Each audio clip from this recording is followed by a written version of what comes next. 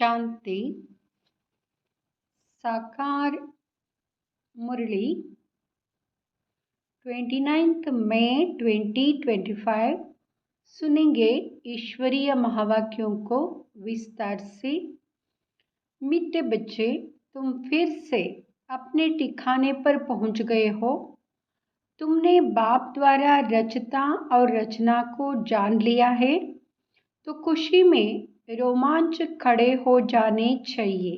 प्रश्न: इस समय बाप तुम बच्चों का श्रृंगार क्यों कर रहे हैं? उत्तर: क्योंकि अभी हमें सज धज कर विष्णुपुरी ससुर घर में जाना है। हम इस ज्ञान से सजकर विश्व के महाराजा महारानी बनते हैं। अभी संगम युग पर है। बाबा टीचर बनकर पढ़ा रहे हैं, पियर घर से ससुर घर ले जाने के लिए। गीत: आखिर वह दिन आया आज। ओम शांति। मीठे मीठे स्वीट चिल्ड्रन, मीठे मीठे सिकिलदे बच्चों ने गीत सुना। तुम बच्चे ही जानते हो कि आधा कल्प जिस माशूक को याद किया है, आखिरीन वह मिले हैं।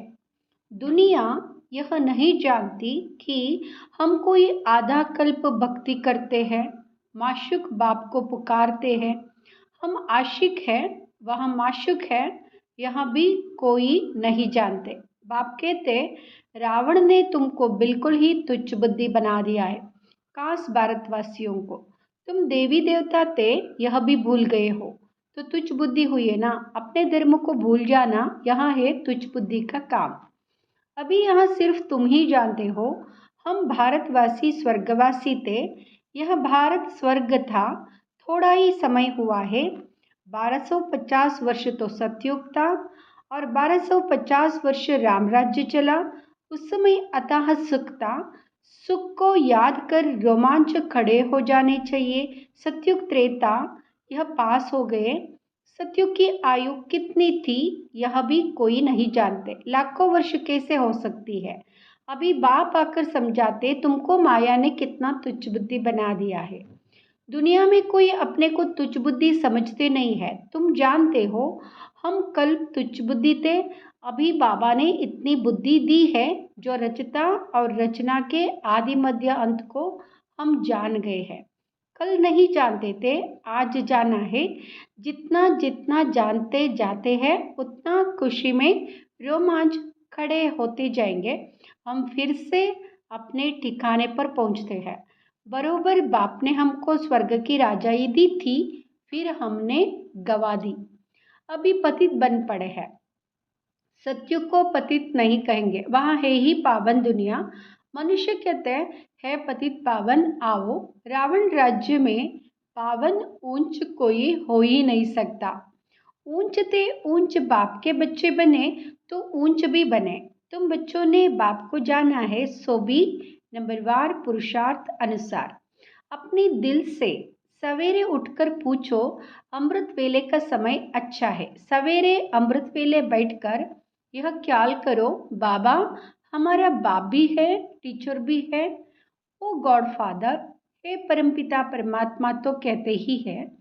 अभी तुम बच्चे जानते हो, जिसको याद करते हे भगवान, अभी वहाँ हमको मिला है। हम फिर से बेहद का वर्षा ले रहे हैं। वहाँ है लौकिक बाप, यह है बेहद का बाप। तुम्हारा लौकिक बाप भी उस बेहद के बाप को याद, तो बापों का बाप पतियों का पति वहाँ हो गया। यह भी भारतवासी ही कहते, क्योंकि अभी मैं बापों का बाप पतियों का पति बनता हूँ। अभी मैं तुम्हारा बाप भी हूँ, तुम बच्चे बने हो, बाबा बाबा कहते रहते हो। अभी फिर तुमको विष्णुपुरी ससुर घर ले जाता हूँ। यहाँ है तुम्हारे बाप का घर, फिर ससुर घर जाएंगे। बच्चे जानते हैं, हमको बहुत अच्छा श्रृंगारा जाता है। अभी तुम पियर घर में हो ना, तुमको पढ़ाया भी जाता है। तुम इस ज्ञान से सजकर विश्व के महाराजा महारानी बनते हो। तुम यहाँ आए ही हो विश्व का मालिक बनने। तुम भारतवासी ही विश्व के मालिक थे, जबकि सतयुग था। अभी तुम ऐसे नहीं कहेंगे कि हम विश्व के मालिक हैं। अभी तुम जानते हो भारत के मालिक कलयुगी है, हम तो संगम युगी। फिर हम सतयुग में सारे विश्व के मालिक बनेंगे। यह बातें तुम बच्चों की बुद्धि में आनी चाहिए। जानते हो विश्व की बादशाही देने वाला आया है। अभी संगम युग पर वहां आए हैं। ज्ञानदाता एक ही बाप है। बाप के सिवाय किसी भी मनुष्य को ज्ञानदाता नहीं कहेंगे, क्योंकि बाप के पास ऐसा ज्ञान है जिससे सारे विश्व की सद्गति होती है। तत्वों सहित सबकी सद्गति हो जाती है। मनुष्यों के पास सद्गति का ज्ञान है नहीं। इस समय सारी दुनिया तत्वों सहित तमोप्रधान है। इसमें रहने वाले भी तमोप्रधान हैं। नई दुनिया है ही सतयुग, उसमें रहने वाले भी देवता थे। फिर रावण ने जीत लिया। अब फिर बाप आया हुआ है। तुम बच्चे कहते हो हम जाते हैं बाप दादा के पास। बाप हमको दादा द्वारा स्वर्ग की बादशाही का वर्षा, बाप तो स्वर्ग की बादशाही देंगे और क्या देंगे। तुम बच्चों की बुद्धि में यह तो आना चाहिए ना। परंतु माया भुला देती है, स्थायी खुशी रहने नहीं देती है। जो अच्छी रीति पढ़ेंगे पढ़ाएंगे वही ऊंच पद पाएंगे। गाया भी जाता है सेकंड में जीवन मुक्ति। पहचानना एक ही बार चाहिए ना। सभी आत्माओं का बाप एक है। वह सभी आत्माओं का बाप आया हुआ है, परंतु सब तो मिल भी नहीं सकेंगे, इम्पॉसिबल है। बाप तो पढ़ाने आते हैं। तुम भी सब टीचर्स हो। कहा जाता है ना गीता पाठशाला। यह अक्षर भी कामन है। कहते हैं कृष्ण ने गीता सुनाई। अब यह कृष्ण की तो पाठशाला है नहीं, कृष्ण की आत्मा पढ़ रही है। सतयुग में कोई गीता पाठशाला में पढ़ते पढ़ाते हैं क्या? कृष्ण तो हुआ ही है सतयुग में। फिर 84 जन्म लेते हैं, एक भी शरीर दूसरे से मिल ना सके। ड्रामा प्लान अनुसार हर एक आत्मा में अपना पार्ट 84 जन्मों का भरा हुआ है। एक सेकेंड ना मिला दूसरे से, 5000 वर्ष तुम पार्ट बजाते हो। एक सेकेंड का पार्ट दूसरे सेकेंड से मिल ना सके। कितनी समझ की बात है। ड्रामा है ना, पार्ट रिपीट होता जाता है। बाकी वह शास्त्र सभी है भक्ति मार्ग के। आधा कल्प भक्ति चलती है, फिर सर्व को सद्गति में ही आकर देता। तुम जानते हो 5000 वर्ष पहले राज्य करते थे, सद्गति में थे। दुख का नाम नहीं था। अभी तो दुख ही दुख है। इसको दुखधाम कहा जाता है। शांतिधाम, सुखधाम और दुखधाम। भारतवासियों को ही आकर सुखधाम का रास्ता बताता हूँ। कल्प कल्प फिर हमको आना पड़ता है। अनेक बार आया हूँ, आता रहूँगा। इसकी एंड नहीं हो सकती। तुम चक्र लगाकर दुखधाम में आते हो, फिर मुझे आना पड़ता है। अभी तुमको स्मृति आई है 84 जन्मों के चक्र की। अब बाप को रचता कहा जाता है। ऐसे नहीं कि ड्रामा का कोई रचता है। रचता अर्थात इस समय सतयुग को आकर रचते हैं। सतयुग में जिन्हों का राज्य था फिर गवाया, उन्हों को ही बैठ पढ़ाता हूँ। बच्चों को एडाप्ट करते। तुम मेरे बच्चे हो ना। तुमको कोई साधु संत आदि नहीं पढ़ाते हैं। पढ़ाने वाला एक बाप है जिसको सब याद करते हैं। याद किसको करते हैं? जरूर कभी आएंगे भी ना। यह भी किसको समझ नहीं है कि याद क्यों करते हैं। तो जरूर पतित पावन बाप आते हैं। क्राइस्ट को ऐसे नहीं कहेंगे फिर से आओ, वह तो समझते हैं लीन हो गया, फिर आने की बात ही नहीं। याद फिर भी पतित पावन को करते हैं। हम आत्माओं को फिर से वर्षा दो। अभी तुम बच्चों को स्मृति आई, बाबा आया हुआ है।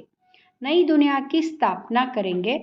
वह फिर भी अपने समय पर रजो तमो में ही आएंगे। अभी तुम समझते हो हम मास्टर नॉलेजफुल बनते हैं। एक बाप ही है जो तुम बच्चों को पढ़ाकर विश्व का मालिक बना देते। खुद नहीं बनते हैं, इसलिए उनको कहा जाता है निष्काम सेवादारी। मनुष्य कहते हैं हम फल की आश नहीं रखते हैं, निष्काम सेवा करते हैं, परंतु ऐसे होता नहीं है। जैसे संस्कार ले जाते हैं उस अनुसार जन्म मिलता है, कर्म का फल अवश्य मिलता है। सन्यासी भी पुनर्जन्म गृहस्थियों के पास लेकर फिर संस्कार अनुसार सन्यास धर्म में चले जाते हैं। जैसे बाबा लड़ाई वालों का भी मिसाल देते हैं। कहते हैं गीता में लिखा हुआ है, जो युद्ध के मैदान में मरेगा वह स्वर्ग में जाएगा, परंतु स्वर्ग का भी समय चाहिए ना। स्वर्ग तो लाखों वर्ष के देते हैं। अब तुम जानते हो बाप क्या समझाते हैं, गीता में क्या लिख दिया है। कहते भगवान वाच मैं सर्वव्यापी हूँ। बाप कहते हैं मैं अपने को ऐसी गाली कैसे दूंगा कि मैं सर्वव्यापी हूँ, कुत्ते बिल्ली सब में हूँ। मुझे तो ज्ञान सागर कहते हो, मैं अपने को फिर यहाँ कैसे कहूँगा, कितना झूठ है। ज्ञान तो कोई में है नहीं। सन्यासियों आदि का मान कितना है, क्योंकि पवित्र है। सतयुग में गुरु तो कोई होता नहीं। यहाँ तो स्त्री को कहते तुम्हारा पति गुरु ईश्वर है, दूसरा कोई गुरु नहीं करना। वह तो तब समझाया जाता था जब भक्ति भी सतोप्रधान थी। सतयुग में तो गुरु था नहीं। भक्ति की शुरुआत में भी गुरु होते नहीं, पति ही सब कुछ है, गुरु नहीं करते। इन सब बातों को अब तुम समझते हो। कई मनुष्य तो ब्रह्म कुमार कुमारियों का नाम सुनकर ही डर जाते हैं, क्योंकि समझते हैं यह भाई बहन बनाते हैं। अरे प्रजापिता ब्रह्मा का बच्चा बनना तो अच्छा है ना। बीके ही स्वर्ग का वर्षा लेते हैं, अभी तुम ले रहे हो, तुम बीके बने हो। दोनों कहते हैं हम भाई बहन हैं। शरीर का भान विकार की भास निकल जाती है। हम एक बाप के बच्चे भाई बहन विकार में कैसे जा सकते हैं। यह तो महान पाप है। यह पवित्र रहने की युक्ति ड्रामा में है। सन्यासियों का है निवृत्ति मार्ग, तुम हो प्रवृत्ति मार्ग वाले। अब तुम्हें इस चीची दुनिया की रस्म रिवाज को छोड़कर इस दुनिया को ही भूल जाना है। तुम स्वर्ग के मालिक थे, फिर रावण ने कितना छीछी बनाया है, यह भी बाबा ने समझाया है। कोई कहे हम कैसे माने कि हमने 84 जन्म लिए हैं। 84 जन्म लिए हैं, यह तो हम अच्छा कहते हैं ना। 84 जन्म नहीं लिया तो ठहरेगा ही नहीं। समझा जाता है यह देवी देवता धर्म का नहीं है, स्वर्ग में आ नहीं सकेगा। प्रजा में भी कम पद लेंगे। प्रजा में भी अच्छा पद कम पद है ना, यह बातें कोई शास्त्रों में नहीं है। भगवान आकर किंगडम स्थापन करते हैं। श्री कृष्ण तो वैकुंठ का मालिक था, स्थापना बाप करते हैं। बाप ने गीता सुनाई जिससे यह पद पाया, फिर तो पढ़ने पढ़ाने की दरकार ही नहीं। तुम पढ़कर पद पा लेते हो, फिर थोड़े ही गीता का ज्ञान पढ़ेंगे। ज्ञान से सद्गति मिल गई, जितना पुरुषार्थ उतना ऊंच पद पाएंगे।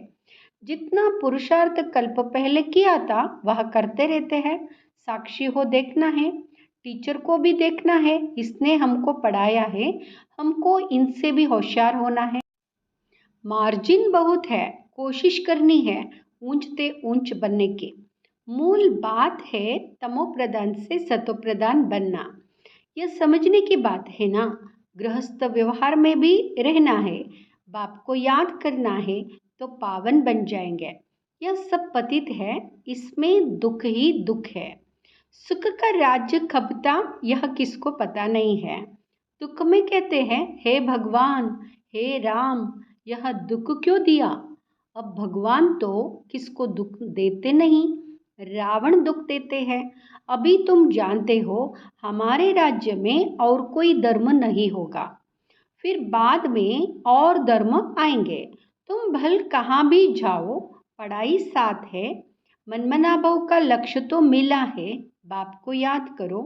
बाप से हम स्वर्ग का वर्षा ले रहे हैं, यह भी याद नहीं कर सकते। यह याद पक्की चाहिए, तो फिर अंतमति सोगति हो जाएगी।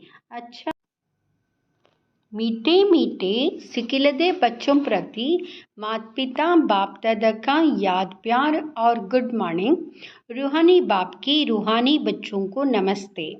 हम रूहानी बच्चों के रूहानी माता पिता बाप दादा को याद प्यार, गुड मॉर्निंग, नमस्ते, शुक्रिया बाबा, शुक्रिया। धारणा के लिए मुख्य सार।